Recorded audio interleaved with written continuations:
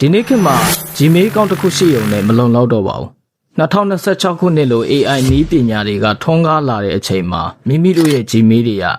ကိုယ့်ရဲ့အလုပ်ကိုင်းတွေငွေကြေးတွေကိုယ့်ရဲ့ကိုယ်ရေးကိုယ်ရာအချက်လက်တွေရဲ့တော့ချက်တစ်ခုဖြစ်လာခဲ့ပါတယ်ဒါပေမဲ့အချို့က Gmail ကိုပေါ့ပါပဲဖွင့်ပြီးတော့အသုံးပြုနေကြတော့မှာပဲနောက်ဆက်တွဲအကျိုးဆက်အနေနဲ့ Gmail အကောင့်အဟက်ခံရတာတွေ password မိသွားလို့ကိုကပြန်ယူလို့မရတဲ့အခြေအနေမျိုးတွေကြုံရတတ်ပါတယ်ဒီနေ့ဗီဒီယိုမှာတော့မိတ်ဆွေတို့ရဲ့လုပ်ငန်းခွင်နဲ့ content creator ဆိုလို့ရှိရင်လည်း content creation လမ်းကြောင်းတစ်လျှောက်မှာပေါ့အဆင်ပြေဖြစ်စေဖို့2026ခုနှစ်ရဲ့ update အဖြစ်ဆုံး Gmail အကောင့်ဖွင့်နည်းနဲ့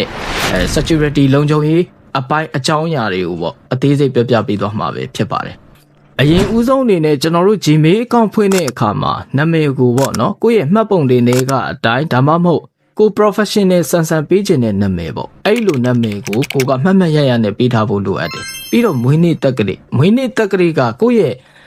မွေးနေ့တက္ကရာအမှန်ပေါ့အမှန်မှတ်ပုံတင်တွေကကိုယ့်ရဲ့ ID ကတ်ထဲကမွေးနေ့တက္ကရာအမှန်ကိုထည့်ထားဖို့လိုအပ်တယ်เนาะအကြံပြုတာပေါ့ဘာဖြစ်လို့လဲဆိုရင်ကိုရီကဒီ account ကို officially သုံးမှာ Gmail account ကို officially သုံးမှာဆိုလို့ရှိရင်เนาะဒီမွေးနေ့တက္ကရာမှန်ကန်ထည့်ထားခြင်းအပြင်ကိုယ့်ရဲ့ account တစ်ခုပြဿနာတစ်စုံတရာဖြစ်လာတဲ့အခါမျိုး account ကျသွားတဲ့အခါမျိုးတွေဘာတွေမှာ recovery ပြန်လုပ်တဲ့အခါမျိုးတွေမှာဒါတွေကသုံးဝင်တဲ့အတွက်ကြောင့်ဖြစ်ပါတယ်เนาะအရေးကြီးတယ်ပေါ့เนาะပြီးတော့ကျွန်တော်တို့ဒီ2026မှာပေါ့เนาะ security ဘိုင်းအရာဆိုလို့ရှိရင်ကျွန်တော်တို့ password တွေထပ်စားလို့ရှိရင်passkey တွေဒါမှမဟုတ် Google authentication လို့ခေါ်တဲ့အဲ့ဒီအရာတွေကိုသုံးတာကပို့ပြီးတော့ကိုယ့်ရဲ့လုံခြုံမှုကိုပိုမြင့်စေတယ်เนาะကျွန်တော်ဒီနေ့မှာတော့ passkey နဲ့ပတ်သက်ပြီးပဲပြောပြပေးသွားမယ်เนาะ passkey ကိုကျွန်တော်တို့သုံးလိုက်ခြင်းအဖြစ်ဘာဖြစ်လဲဆိုတော့เนาะကျွန်တော်တို့ရဲ့ဒီဖုန်းထဲက fingerprint တွေ ID တွေနဲ့ကျွန်တော်တို့က face ID တမျိုးတော့၎င်းပေါ့เนาะအကောင့်ကိုလုံခြုံအောင်လောက်ထားတာဖြစ်တဲ့အတွက်ကြောင့် hacker တွေပဲဖြစ်တချို့သူတွေကပဲဖြစ်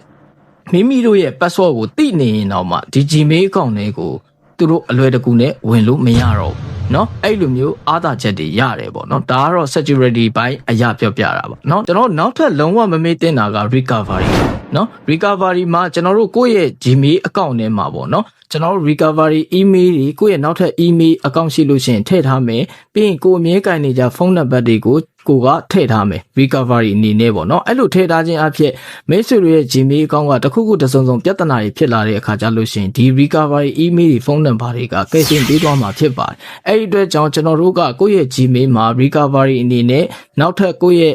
ရှိတဲ့ Gmail account တွေကိုယ့်ရဲ့ဖုန်းနံပါတ်တွေကို backup အနေနဲ့ထည့်ထားဖို့လိုအပ်ပါတယ်เนาะတို့ account တစ်ခုကိုစနစ်တကျနဲ့ဖွင့်ထားမှသာမိတ်ဆွေတို့ရဲ့ contact တွေမိတ်ဆွေတို့ရဲ့ကိုယ်ရေးကိုယ်ရာအချက်လက်တွေကရေးရှိမှဘေးကင်းနေမှာဖြစ်ပါတယ်เนาะကျွန်တော်ဒီနေ့မှာတော့ကို official သုံးတဲ့ Gmail account ဒါမှမဟုတ်ကိုက official သုံးမဲ့ Gmail account တစ်ခုဖွင့်တဲ့အခါမျိုးတွေမှာလိုအပ်တဲ့မဖြစ်မနေထည့်ထားတဲ့အချက်လက်တွေနဲ့လုံခြုံရေးဆိုင်ရာ security ဘိုင်းတွေကိုကျွန်တော်မျှဝေပေးသားတာဖြစ်ပါတယ်เนาะကျွန်တော်နောက်လာမယ့်သင်ခန်းစာမှာမိတ်ဆွေတို့ရဲ့ရှိပြီးသား Gmail inbox ထဲမှာပေါ့ဗျာเนาะရှုပ်ပွားနေတဲ့အောက်စာတွေကိုကျွန်တော်တို့ AI နဲ့ဘယ်လိုရှင်းထုတ်ပြမလဲဆိုတော့ကျွန်တော်မျှဝေပေးသွားမှာဖြစ်ပါတယ်ဒီဗီဒီယိုကမိတ်ဆွေတို့အတွက်အကျိုးရှိတယ်ဆိုလို့ရှိရင်တော့ကျွန်တော်ရဲ့ channel တွေကျွန်တော်ရဲ့ page တွေကို follow and subscribe လုပ်ပြီးတော့